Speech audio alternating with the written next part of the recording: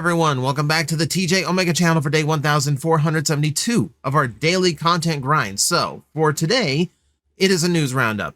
It is a Monday. We need to discuss everything you missed in the world of Transformers in the last week. That said, we did cover a few things earlier, like the reveal of Whale Shockwave, so we have updates on that this week. However, we will be focusing on the stuff that we haven't talked about already, which includes the reveal of Amalgamous Prime, maybe the weirdest Transformer toy I have seen to date. So let's see, coming out of TF1. Okay, so I'm just reading little bits of blurbs from Mark Marr here. This is a Yuki-san piece, so there's a lot of there's an emphasis on being unique, etc. They just now said, since his T-Cog was a special thing, it's going to be his brain module, which is a weird place to put a transformation cog, but okay. The Ancient God of Transformers, the first Cybertronian artifact technology, alt modes, the whole shebang. I'm humbled by the overall positive response to this line and my contribution to Transformers. Okay, so not a whole lot of description of how they came up with this. But yeah, Amalgamous Prime is basically the ultimate of the weaponizers. He seems to have no truly defined robot mode or vehicle mode. I'm sure his box will show something that he officially turns into. But it really does seem to be a toy designed to essentially be Diaclone inspired, which is just kind of, here's a bunch of things that come apart, put them back together however you want. That's his alt mode. So right here, we've got a fleet of vehicles he can turn into, some ships, so, this, whatever this long hand truck thing is, a little mini tank. You've got what I assume is his official robot mode. It is a four-armed beast. It's hunchback. It's got a weird shockwave head for some reason. Yep, it has a pickaxe weapon. It's ready for Fortnite. It is one of the weirdest looking Transformer characters I have ever seen. I'm actually kind of down for that. Yeah, and I kind of like how you can switch him to this big frog head thing with the giant eyes too. So that, again, weird options this provides you. There's a different assembly for the tank that includes the arm pieces. But this doesn't look like it includes most of the body, for instance. Here's a big walker alt mode that it can turn into as well. Here's a little micro base it can turn into. Here's a giant hover ship it can turn into. Here's a frog mech, because why not at this point? Here's a more normal looking robot mode, so it can even strike something like this. This is the wildest toy I've ever seen. On one hand, I'm what do I do with it? Because there's no defined direction on it. But on the other hand, I'm I could be playing with this for hours, just trying to figure out everything it can do. It's kind of wild. And here is me in my creative brain that looks at this and kind of wonders, what else would you turn it into? How would you ever reuse this mold? And for the life of me, I have no idea. I have no idea how you would reuse this mold. I don't know any Transformer character in the past that worked like this. This is one of the weirdest ones I've ever seen. I hope it does well. I can only hope that it does well, and I don't just mean for collectors, I mean for kids too, because weird stuff needs to happen more often in Transformers, and I'm super happy to see weird stuff being done. It's imaginative, it's creative, and it's fun. It looks like it's going to be fun. That is not all that we got behind the scenes shots of. We've got Big Convoy, and yes, they were very specific about the fact that they actually were allowed to use the name Big Convoy for this one, which always makes me wonder, why couldn't you use the name Big Lio Convoy? What happened there? But we got shots of this one as well, so we can take a look at the new mold. You can see it does have the kickstand for the giant weapon, so we can hold it up. Even with loose arms and legs, you would still be able to hold this thing up, which is cool. It has the Matrix of Leadership, which it can hold in both hands. The chest still opens to hide it and everything. He does look pretty cool. I mean, he's holding a lot more kibble on him, which is impressive considering the original. But it doesn't look like as much as just like thrown into the gun just for the sake of getting it off of the robot. If that makes any sense, it just kind of looks like it's handled better here. Nice and articulated too. He is a leader class, so he is a good bit bigger than Lio Convoy. I do like using the 5mm pegs to get the tusks to be alternate weapons. Does look kind of cool using them as forearm hooks. Still way smaller than Magnetar. Magnetar kind of dwarfing everything here. I haven't seen enough of this series to remember if that is accurate scaling or not. I'm not gonna argue it. Okay, the mammoth mode looks a little bit weird with the trunk up like that. Down like that, it looks fine. Down like that, it looks fine. It's weirdly like, it's probably the lighting that's catching a lot of the plastic. It has like this weird like chocolate quality to it that I'm not quite a fan of. Like, it's got too much shimmer. I think this needs to have like a little bit. I think this needs to be like dulled a little bit. It looks a little bit odd to me. But yeah, like, okay, so I can still do that weapon mode. That's cool to see. There's only one shot of the forearms flipped up, like the shoulders flipped up to expose the missile pods. I wish we saw more of that. It still looks like it's gonna be super cool though. Like, I'm looking forward to it. Speaking of toys to look forward to, we did talk a lot about Soundwave last time as he just got revealed. We did a whole thing for Transformers Day reveals. However, we have more in-hand shots. This time we have some comparisons and some sizes here.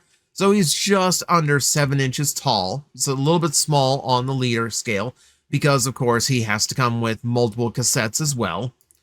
We see him next to Megatron. He is a little bit smaller than the Megatron toy. That's about the right scale for them, though. That does not bother me. Let's see, if we look at the figurines, the Ravage looking good without the tail weapon accessory. Though I did see a photo of this, of like the tail and the missiles attached differently to the back of Ravage, and it looked a lot better. So that really might have just been the photographer just put it in the wrong spot. And considering the photographer couldn't even tell that the toy he was photographing was damaged, I'm going to assume that, yeah, there's some errors going on there. Okay, so Laserbeak, Buzzsaw, you can see them. Again, sans weapons. Weapons are not built in. These are way too small for that. And Soundwave's still looking really, really good. Blurry photos. He scales with Blaster perfectly, which I think is the most important thing. Also, it does kind of answer the question, yes, this will be able to use all of the cassettes that have been used, that have been made recently for the previous Soundwave and Blaster molds. Otherwise, the 86 Rumble and Frenzy would have no point to existing. Because, you know, it's 86, they're all supposed to match. So yes, I'm confident that the cassettes for this guy are the same size that we have been getting recently.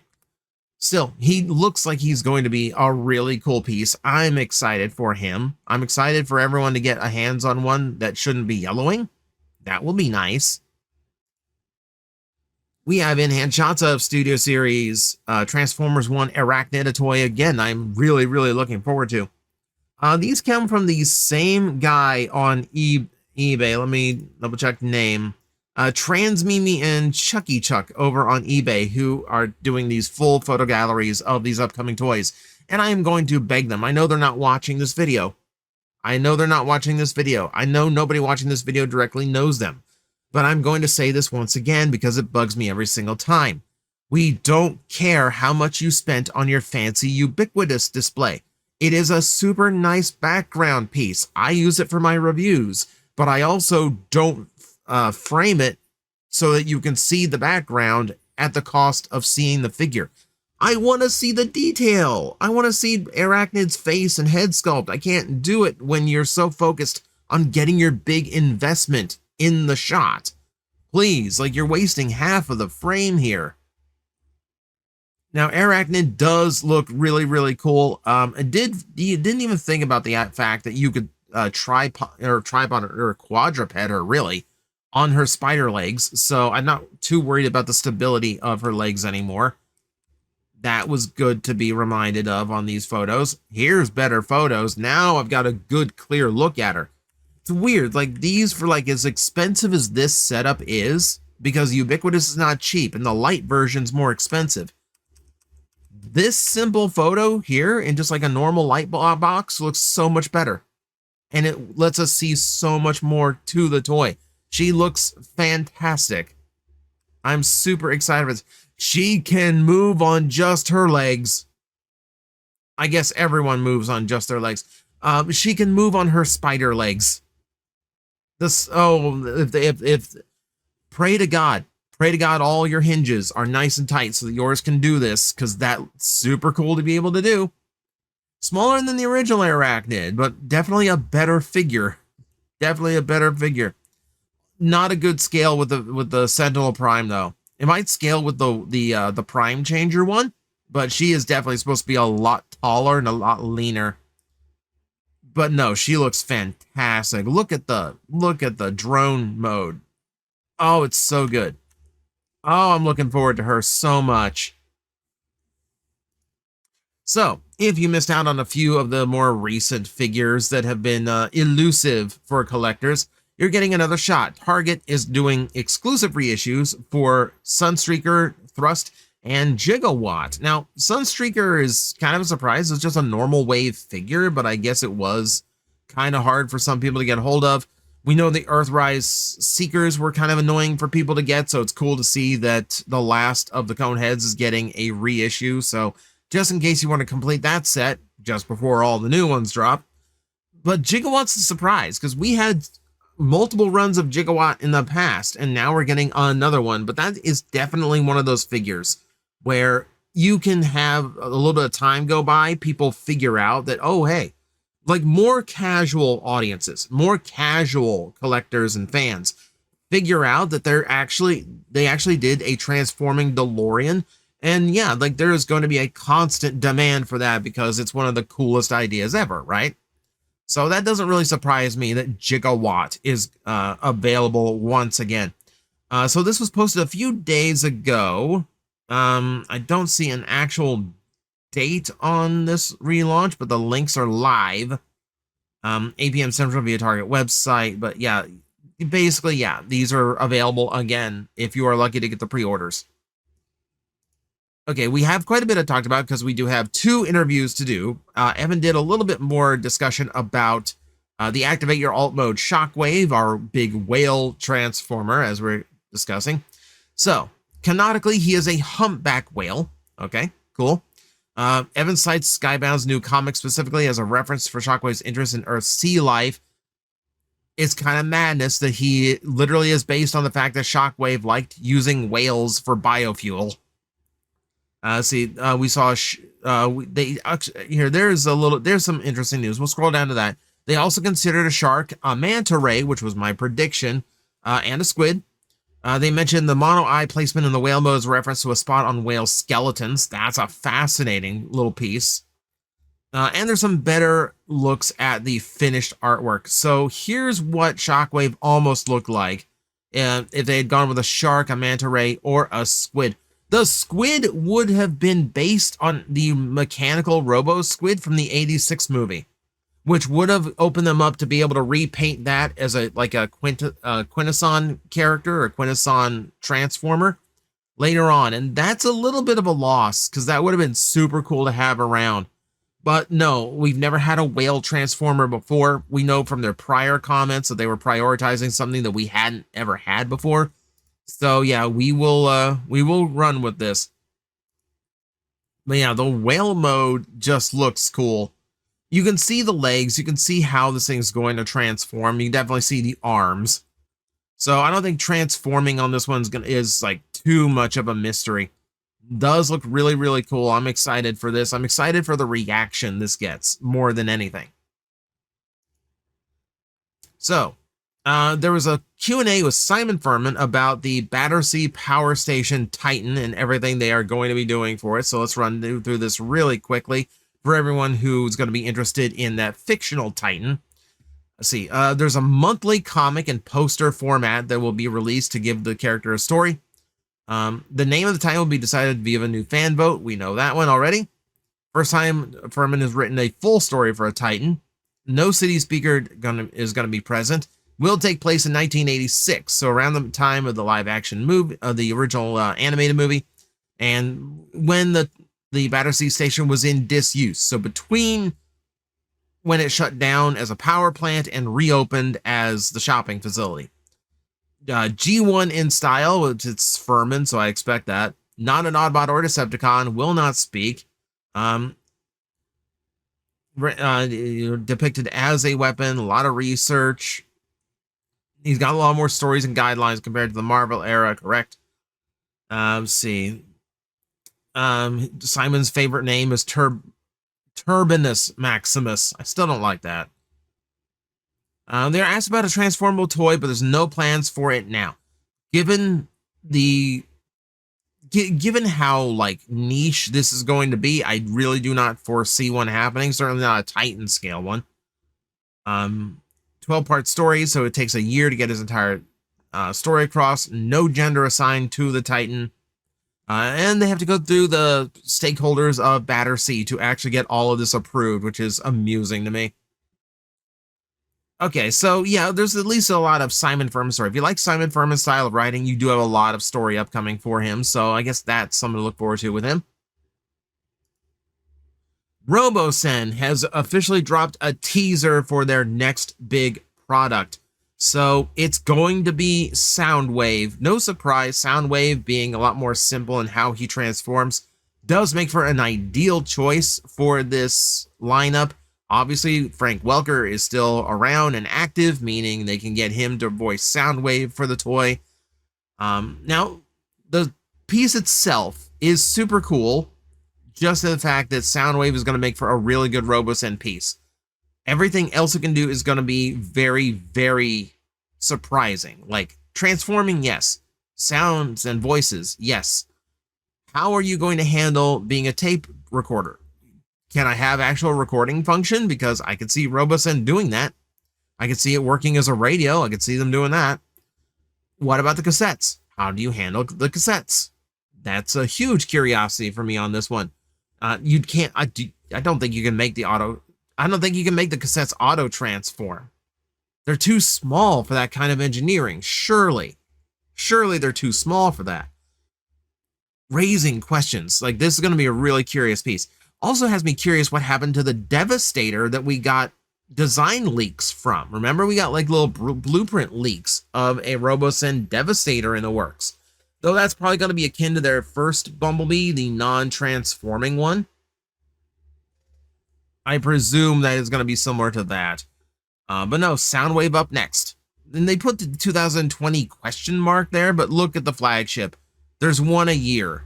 It's going to be 2026. So brace yourself. We're going to probably find out about that sooner than later. Yolo Park, AMK Pro Transformers 1 Final Form Optimus Prime and Orion Pax, and Megatron/D16 product update. Both figures have gotten meticulous color segmentation and metallic finish all over the bodies. Each kit includes up to 3 interchangeable faces. Optimus comes with extra torso, and Megatron with extra armor parts to switch between Final Form or COG modes. That's cool. New image reveals the position and amount of die-cast parts. Shoulder features additional movable joints. Optimus chest features a push-pull mechanism to allow the outer armor to open, and the matrix can be removed for more display options. Okay, so basically, Yolo Park doing Yolo Park stuff and making these very extra. Very extra. So yeah, you got light-up parts. You got a lot of articulation. We've talked about Yolo Park. We've shown off their products. They are exceptionally good products. So this, not surprising that it looks this good. You can see all the parts, that are die-cast, which I'm not big on the shoulder die-cast, but the rest of it I'm fine with. The linked opening mechanism that does sound similar to what they had for their like giant Optimus Prime, which was a super cool trick. Yeah, the detail seems like a little bit exaggerated compared to some of the designs I've seen. Like, his head seems like taller in the details than I expect. It looks really good, though. It looks really good. And then there's Megatron, swappable between D16 and Megatron. There's all of his die cast. Not a whole lot in the arms there. It's just the front panels. Man, he looks cool. He looks really freaking cool. We've talked about AMK Pro on this channel before. It is exceptionally well done toy line. I'm looking forward to these. Now, if you want something a little bit, a little bit smaller, a little bit more affordable, okay, so that is when we talk about the Aldi figures. So their Alpha Action Elite Wave 3 has its first promotional image showing off the lineup. We've got a Shatterglass Optimus Prime. We've got a toy-based Galvatron, which does look really nice. We have a reformatting Megatron, and it's rare we get half and half grid and translucent purple. Normally it's either all translucent purple or all grid. It's one or the other. I'm really happy they went with a half and half. That looks super cool.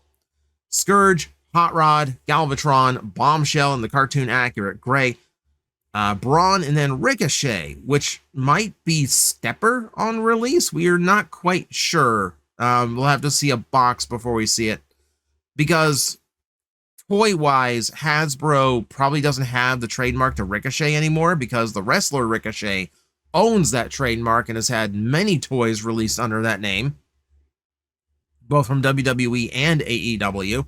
So it would not surprise me if it's Stepper, and I kind of prefer Stepper to Ricochet. Like, I've called him Stepper for so long prior to an English release, it just seems right. Like, that just seems like what his name is supposed to be. We have new Funko Pop listings for the 6 people still collecting Funko Pops. We have a Nemesis Prime, which is obviously just going to be a straight repaint. Springer and Cup to add to your 86 lineup. They are fascinating choices. And then Skywarp with a chase option. So I'm assuming normal Skywarp and then like probably a mid teleport version. Probably translucent purple. So cool. More Funko Pops, I guess. I don't know. I'm seeing like Beast Wars ones all over the place now. So like they're still going. And we're going to wrap it up with some new merch that you can get over at Universal Orlando if you happen to go to the Transformers merch store there.